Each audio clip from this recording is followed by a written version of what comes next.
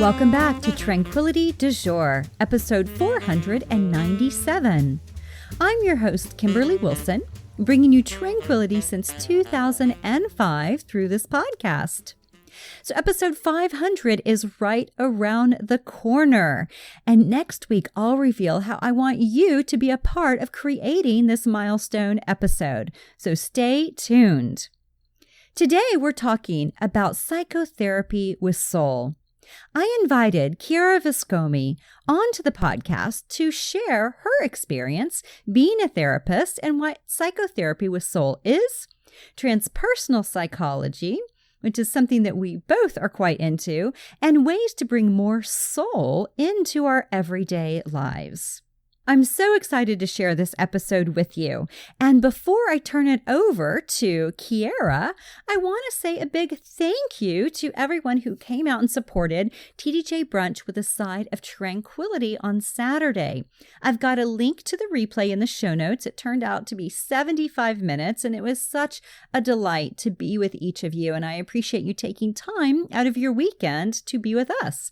We chatted about everyday tranquility and signature style, with the idea of using tranquility, which is slow fashion, locally sewn, eco-friendly, and it's great for capsule wardrobes and versatile dressing, particularly for those of us doing a lot of work from home these days.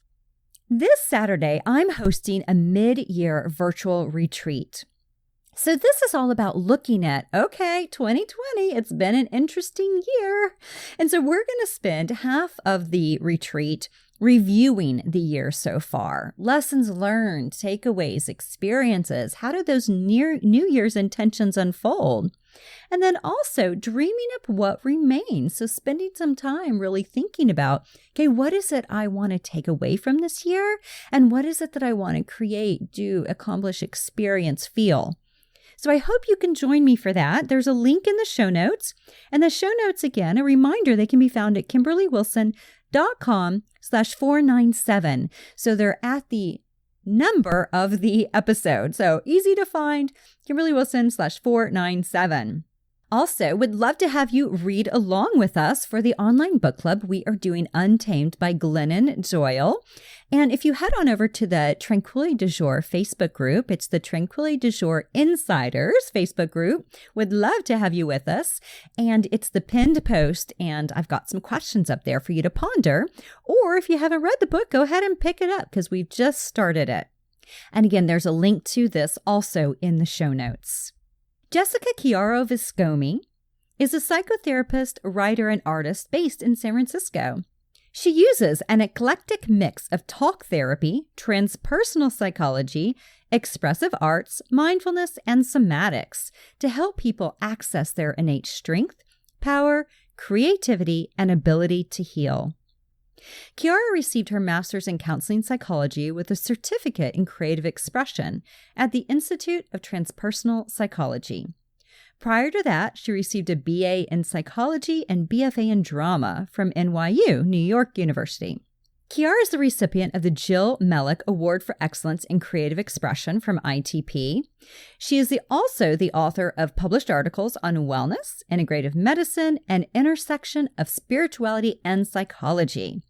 When she's not working with therapy clients or wordsmithing, you can find her at teahouses or music shows. And now let's dive in.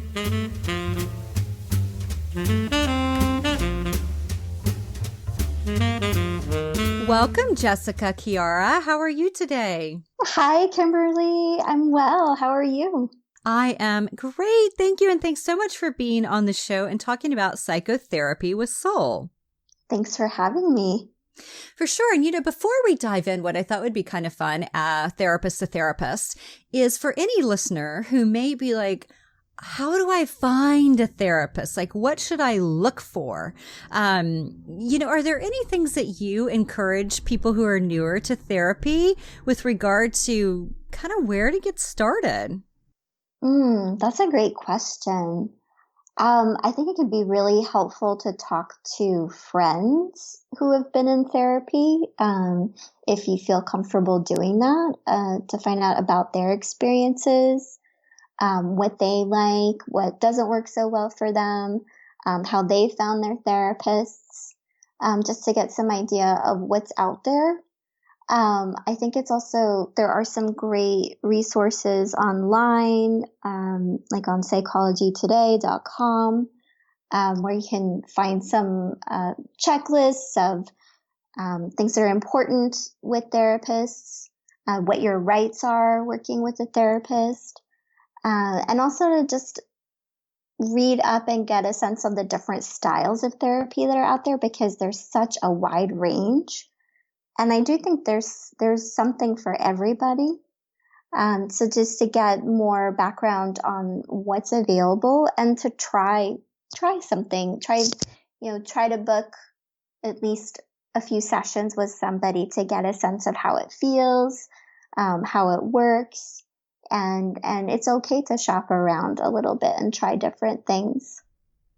Yeah, I think that's a great reminder because, it's a very important relationship. And so shopping around and doing those consultations at the beginning, like the free 15-minute calls, can also be very helpful. But I do get this question a lot. So I was curious what advice you give. And before we dive into talking about psychotherapy with soul, can you give us a little bit about your background and what led you to the journey of psychotherapy? Yeah. So I'm one of those people who has known ever since I was a kid that I wanted to be a therapist. I just sort of knew in my bones that that was what I was going to do when I grew up. And I've also been creative my whole life. And I grew up writing and dancing and doing music and visual art. And I was very lucky to have a mom who was super supportive with that. And I went to NYU undergrad and I double majored in psychology and drama there. And it's funny because my undergrad psychology training was actually super dry. It was almost more like a neuroscience program. But as a good counterpoint to that, in my theater training, I was learning experimental theater, which was very somatic. And we were learning the techniques of Jerzy Grotowski, who was this very visionary Polish theater director whose approach was very somatic. And instead of training people to act using very mental techniques and amassing new skills, his whole philosophy was what he called the via negativa, which basically means going back and using somatic work to help remove obstacles to accessing emotion.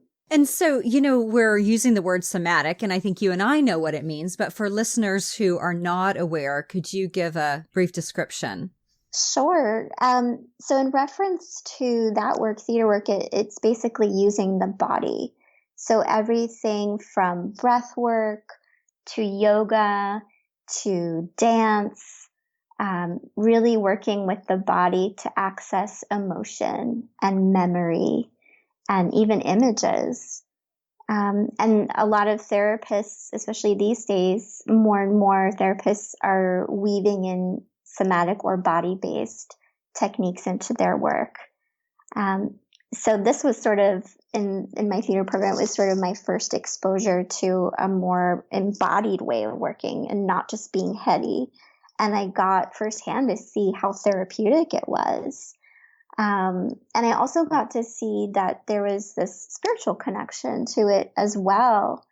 And I noticed that in my classmates as well, that people were starting to have different experiences where they felt like their spiritual awareness was opening up. And so it just so happened at that program, the experimental theater wing, that some of my theater teachers started the theater program at Naropa University in Boulder, Colorado. And I don't know if you're familiar with Naropa, Kimberly. Yeah, I went to a program there back about 10 years ago, 12 years ago, actually. I love Naropa. Oh, which program did you do? Authentic Leadership. Oh, cool. Yeah. So, yeah, they have tons of amazing programs there. They even have a wilderness therapy program, dance therapy, music therapy, contemplative psychology. Um, and so yeah, so some of my theater teachers from NYU started the theater program there. And that's how I found out about Naropa. And that's how I found out about, that there are these schools out west that combine my favorite things, art and psychology and spirituality.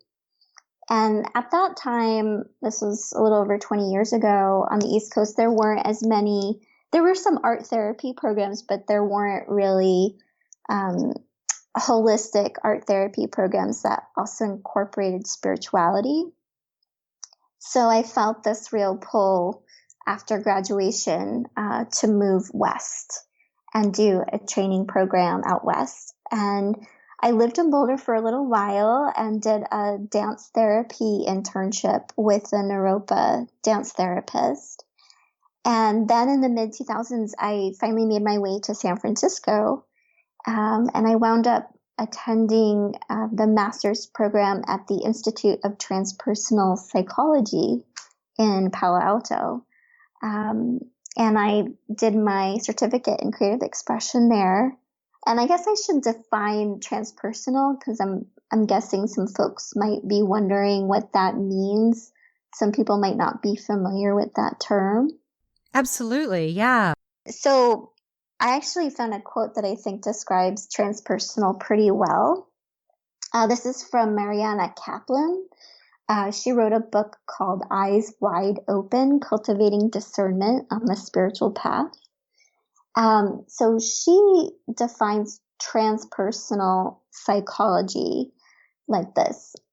Transpersonal psychologists attempt to integrate timeless wisdom with modern Western psychology and translate spiritual principles into scientifically grounded contemporary language.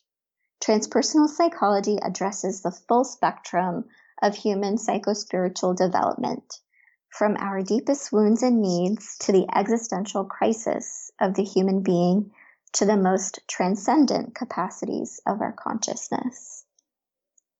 I love it. At my program at Catholic University, we had 3 different styles we could take: psychodynamic, cognitive behavioral, and transpersonal. And transpersonal was like the least popular. I freaking loved it, but most people didn't know what it was. I mean, other people who had gone through other programs, I'd be like, oh, my focus was more transpersonal. And they're like, what's that? And they went to great schools. So it's interesting how it's really not a common, like a commonly taught theory. Right. Yeah. Which is wild because originally there wasn't that split between psychology and spirituality. They were very much seen as the same thing. And the original counseling used to be spiritual counseling. But yeah, definitely that term transpersonal isn't so well known. I knew you had a transpersonal background. That's cool, hearing more about your training. So I that's why I came out west to learn more about that. And I saw the power in theater school of the arts, of doing somatic work. And I was interested in spirituality and what that looks like when you put that in a therapeutic environment. And then, so I did grad school and did my clinical hours, and I've been in private practice here in San Francisco since the beginning of 2018. Okay. Yeah. Wow. It's what a fun journey, and I love the Naropa connection. That place is magical. Yes. And so tell me, whenever you say psychotherapy with soul, like, I think I get what you're talking about, but how would you describe that to others, and and why that's important to practice psychotherapy with soul? Yeah. The way that I look at it is there are a few different layers to that. The first layer is just literal. Like when we say do it with soul, sing that song with soul or soul food. Literally, it's like we mean do it with feeling and do it with heart and passion and commitment. Do it with style and openness and sincerity and authenticity, power, vulnerability, and in a way that acknowledges our roots and our lineage. And so that's the first way that I think of psychotherapy with soul, like doing it in this way that is authentic, that feels nourishing, that's real, and also that therapy that kind of rejects ways of doing therapy that are like rote by rote or kind of unnecessarily rigid or overly heady or too prescriptive and paint by numbers, humorless, dull, disingenuous, or even just too authoritarian. And where it's more holistic and integrative. And the other layer to it is I also think doing something with soul is also about getting to the heart of the matter, and kind of cutting through illusions and getting to the deeper truth of things. So in that, I do therapy that is really more about empowering people. And it's not so much, I really try to balance out the power dynamic. I'm really interested in helping people feel like they're the expert on their lives, and I'm here to offer the resources I have and to be a witness and a guide. But ultimately the power is in the person who I'm working with. And also this idea too that for therapy to really happen, both the therapist and the client need to affect one another. And so I learn just as much from the people I work with, that they learn as they learn from me. And working with people changes me and affects me in all kinds of positive ways. And also I think therapy is not just a place to address pain and sorrow and regret. It's also a place where you can have your senses filled and where you can have your strengths and your passions and your vitality acknowledged and also amplified. And that's where I think the expressive arts, like weaving in stuff like visual art, music, dance, drama, poetry, they come in handy for that. And therapy is also a place to reconnect to your life force and your creativity. And then the last layer I would say is spiritual. If somebody's open to that, that therapy is also a place to explore spirituality and what that means to you. And also to look at how can you re-enchant your everyday life and bring some of the wonder back, and working with intuition and dreams and spiritual experiences, working with ancestors maybe, and working with the dimensions of our human experience that are mysterious and that aren't so easily explained. So that's a very long answer. Yeah, no, I like it because it's touching on many different pieces. And I think it's the perfect reminder that you are the expert of your life. And whenever you talk about this idea of like enchantment in every day, can you give us some tools or ideas on ways that you would encourage listeners to kind of get started with that?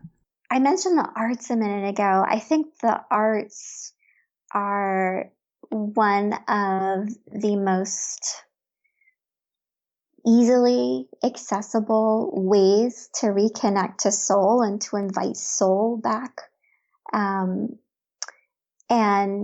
I know many people may have had painful experiences in art classes or art school, or they may have felt judged or shut down, or this idea you can only make art if you're quote unquote good at it.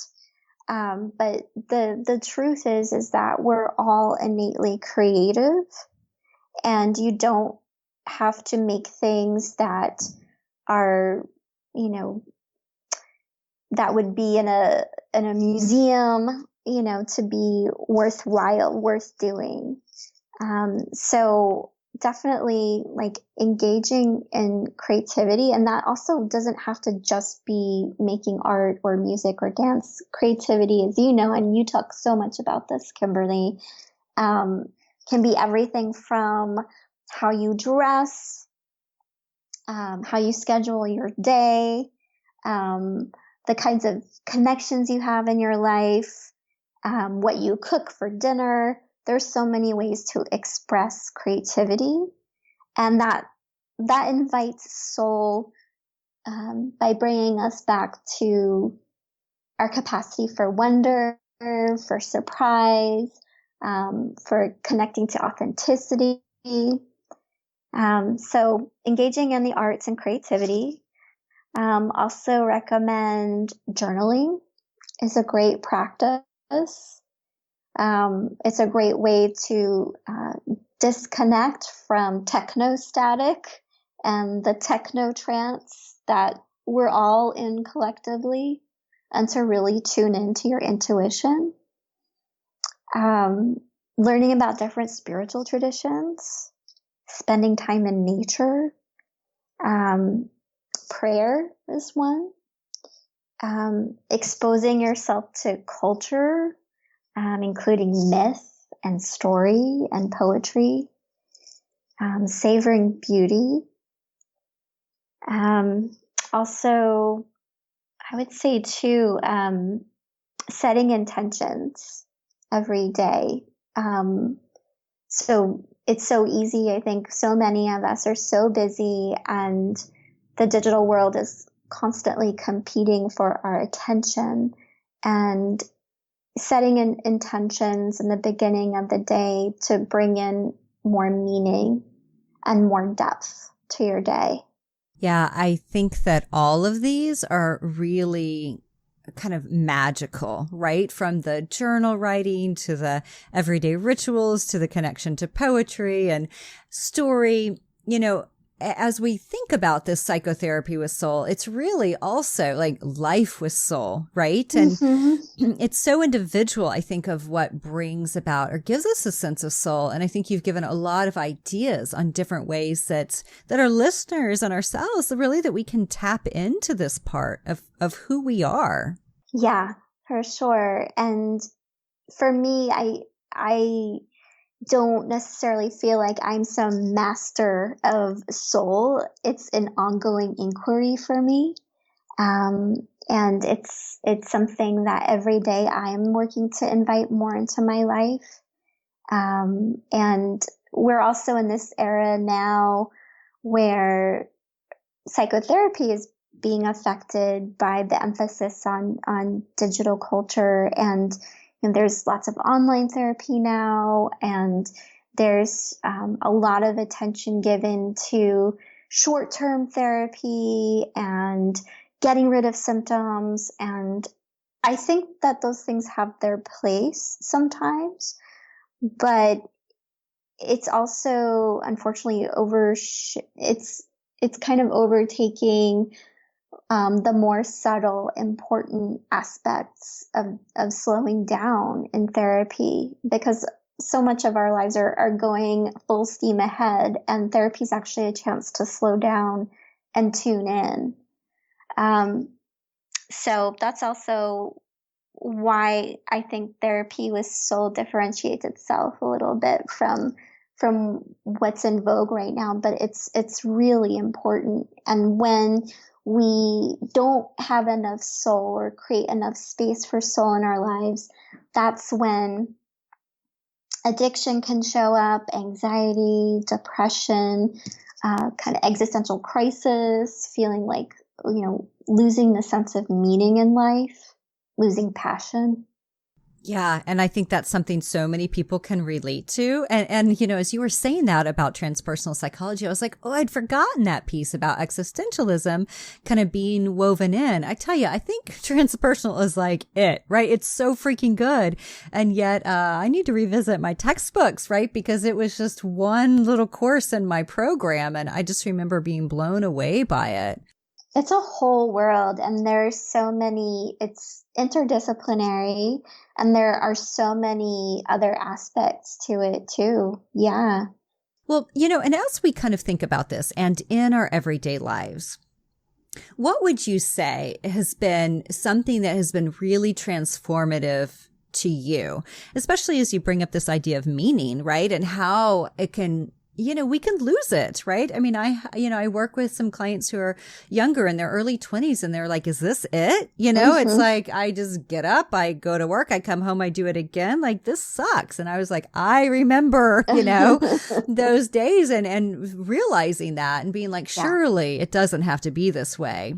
So, you know, what would you say has been kind of the most powerful to kind of shift out of that rinse and repeat kind of thinking, you know, and the speeding up versus slowing down? How do we hit that pause button?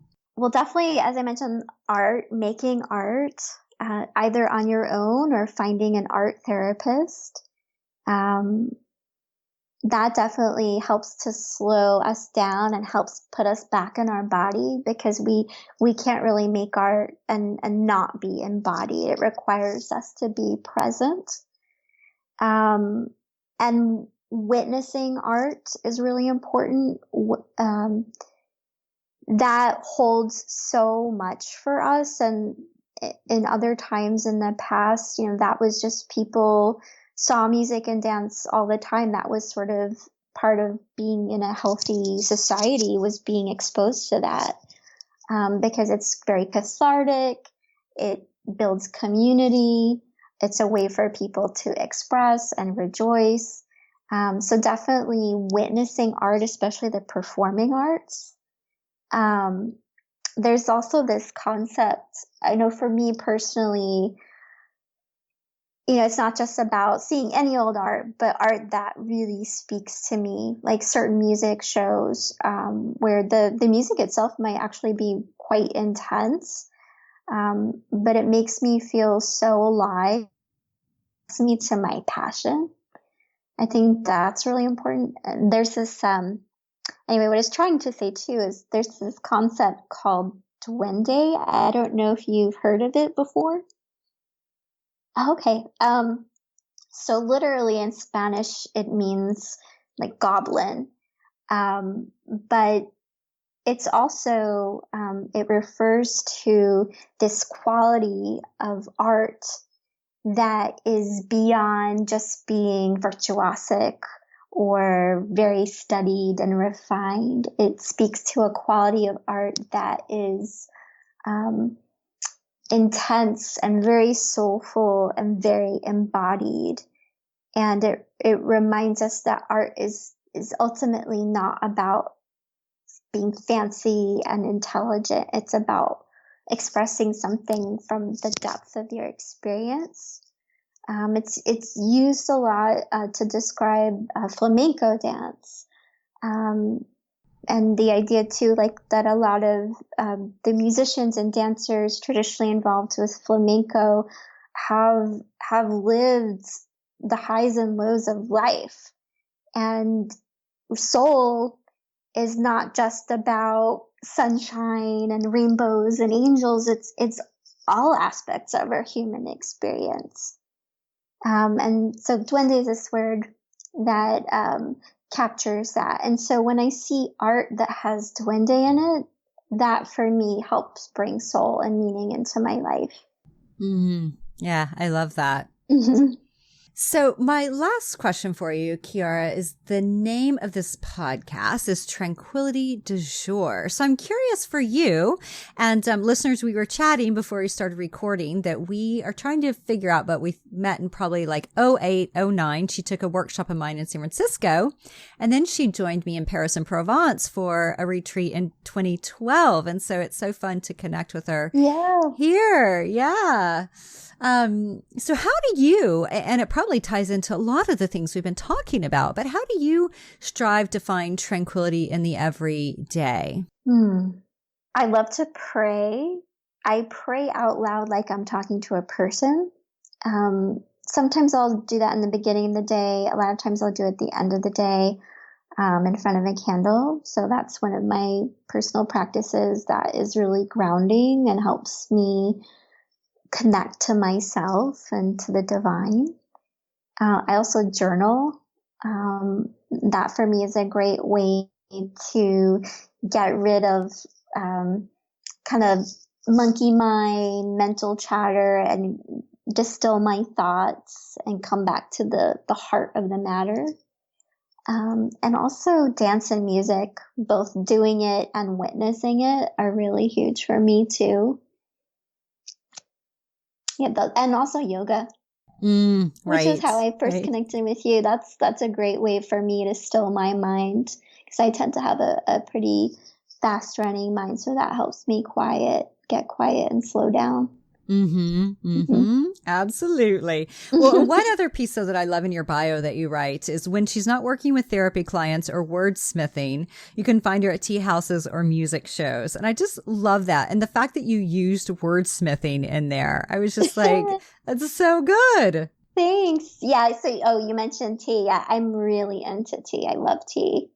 That's definitely a way that I can get tranquil. And I like playing with herbs too, just like the tactile, making my own teas or bath products, beauty products, smelling fresh herbs, handling them, the craft of working with my hands. That brings me into my body and into the moment. It helps calm my mind as well. Beautiful. Great reminders. Well, thank you so much, Chiara, for being here with us today. And it's so wonderful to connect post Provence 2012. Yeah. Thank you so much for having me on.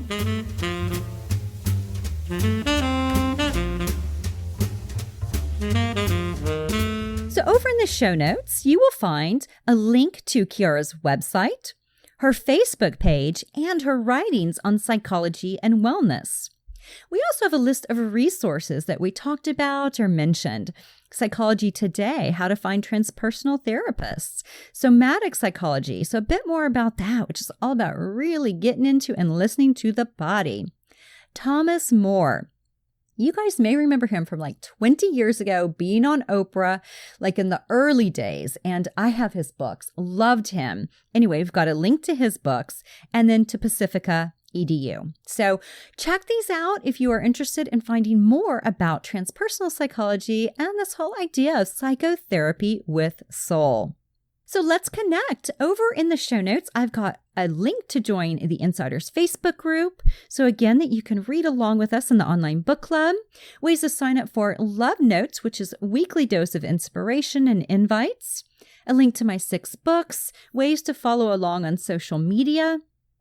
A link to Tranquility, the locally sewn eco-friendly fashion line I mentioned earlier. And then also a link if you have a moment to share a review of this podcast or any of my books on iTunes, Amazon, or Goodreads. Would be so, so grateful. So I wish you a wonderful week ahead, and please stay tuned for info on our 500th episode, which is right around the corner. Wishing you much, much tranquility.